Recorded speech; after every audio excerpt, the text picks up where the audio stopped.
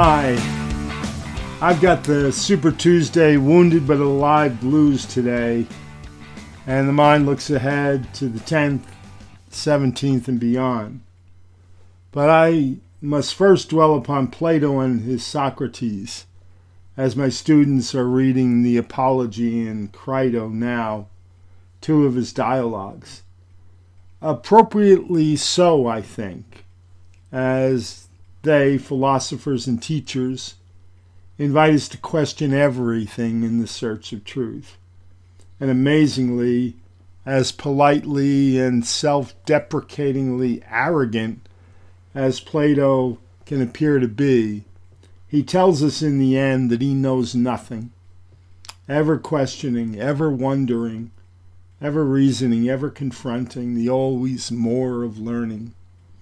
As to this ever questioning and searching, I live right there with him, and even more so on days like today.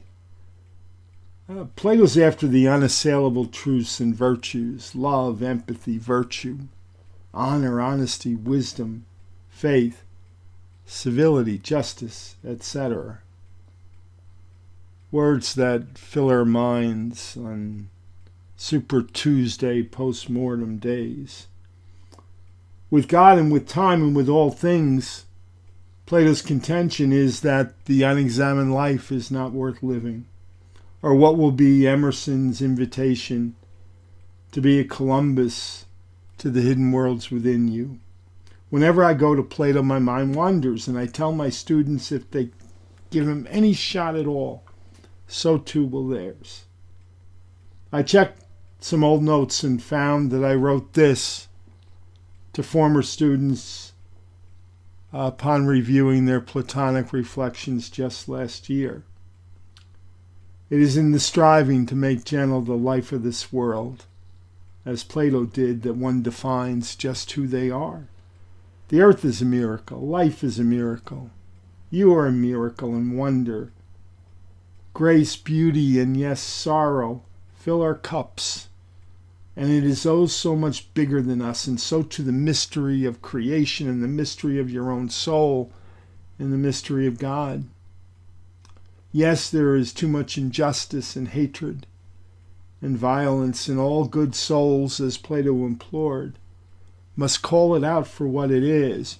You do so by living your own just life, your own best life, and rejecting the forces of darkness that you see and working in your own way for change. Stop merely thinking and just feel for a moment. Look down upon it all from a mountaintop of your own design, and try coming at it all from a new and different perspective.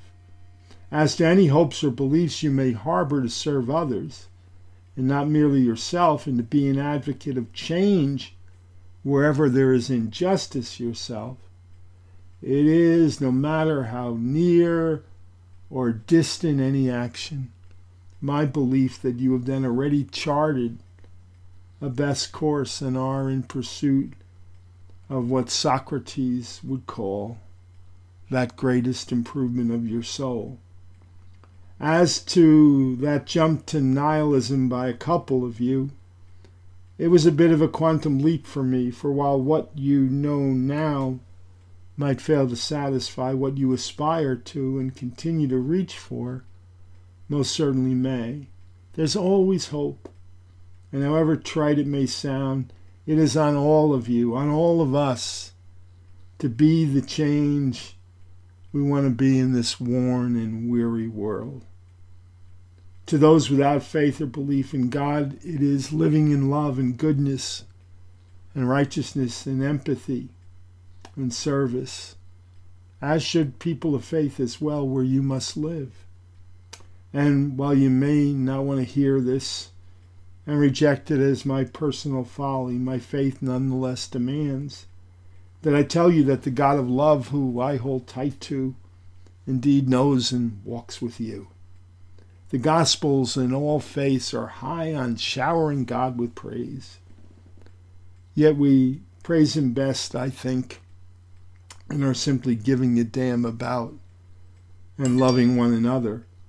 As to the cave and the darkness and the ignorance, and your obligation to serve and to lift up, all you can do is strive to understand people without judging, to meet them on their own terms and share what you believe or rather know to be true when and if. It can be a far reach and a long climb, but in it there is at least hope. They're my notes last year.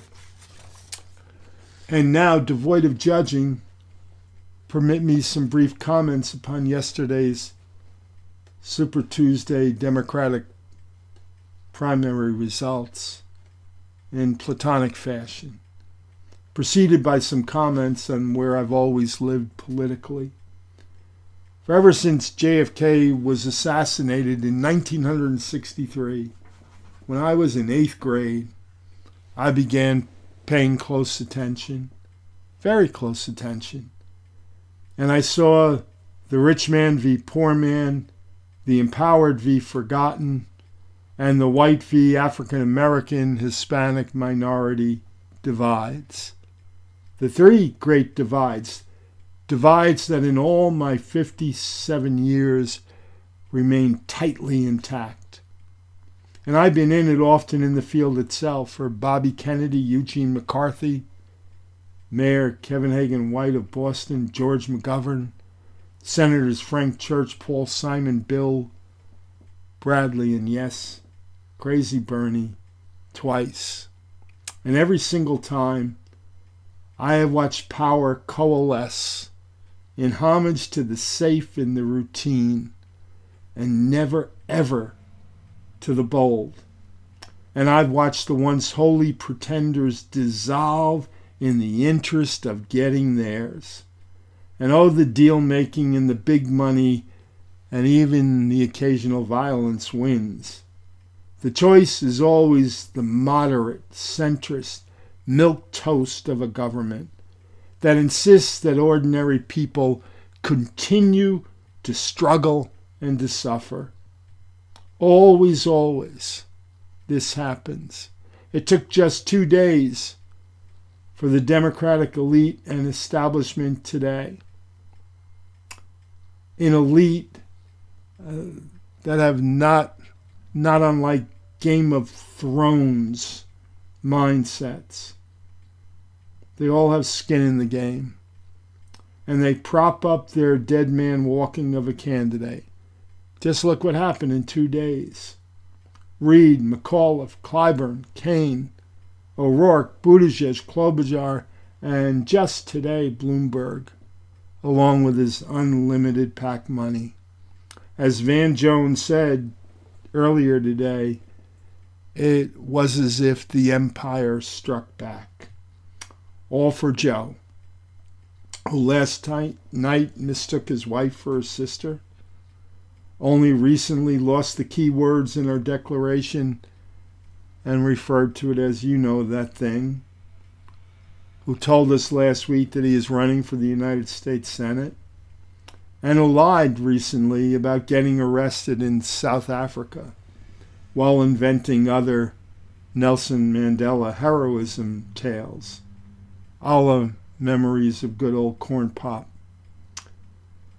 He was also widely aided and abetted and propped up by Elizabeth Warren's lack of any genuine in-the-gut and in-the-heart commitment to a progressive vision. And should she continue to run, I'd have to bet that there's either a vice presidential nod or some other major role behind it. I pray otherwise, but Bernie was on a roll.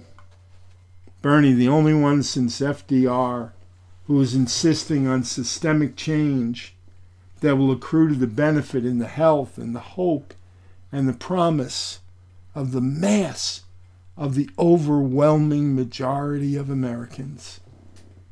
Bernie, who alone insists that we must finally make substantive change. I truly marvel at all voters, at African American leaders and voters particularly, who always turn to long-standing Democratic political leaders who ever insist that they're fighting for them while achieving virtually nothing for them in more than 40 years of pretense.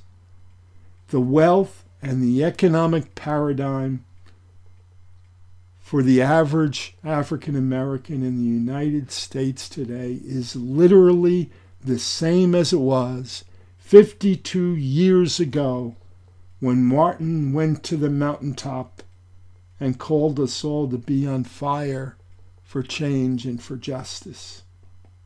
Super Tuesday was not what I had hoped for, but there was light in Vermont, Colorado, Utah, and California, and Texas, Maine, and Massachusetts could well have gone the other way, only if.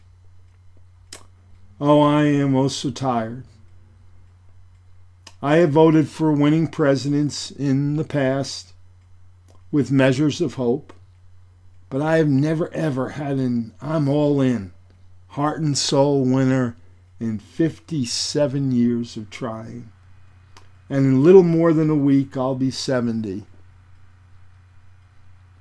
Oh, so tired again of my country, of its politics, where false promises, money, power, injustice, ignorance, and skepticism ever abide, and where boldness, honor, truth, fervor, and change for the betterment of human beings ever remains the outcasts. With my blues in the rear view mirror now, and with faith enough, awareness enough, resilience enough, and truth enough, I'll stay the course ever more fervently for Bernie. Please, please, just go to his website. See what he longs, hopes, and aspires to do for you. Go to the source. Go to him. Go to Senator Bernie Sanders, who has for more than 30 years been the one true voice crying in the wilderness for justice. 57 years, and with but 3 or 10 months left to make substantive and miraculous change. We must be for the poor. We must be for the struggling and the suffering. We must be for a middle class that is on life support. We must be for peace. We must be for you. And that means Bernie. Platonic wisdom, the resilience of hope, the change that you want to see in the world, getting out of Plato's cave and the darkness and back into the light, the hope of new life. Bernie. The restoration of honor and civility alone will not be enough this November. Bernie. Plato would love Bernie. And so too Lincoln, and so too Teddy, and so too FDR, and Bobby, and Martin. And you too, I pray. For again, remember, it is in the striving to make gentle the life of this world that one defines just who they are. Bernie, look down upon it all from a mountaintop of your own design and try coming at it all from a new and different perspective. Bernie, it is on all of you to be the change you want to be in this worn and weary world. Bernie, it can be a far reach and a long climb, but in it alone there is at least hope. And hope is a good thing. Hope is a great thing. Bernie. Thanks for listening again. Stories as promised to come soon. Take care, my friends.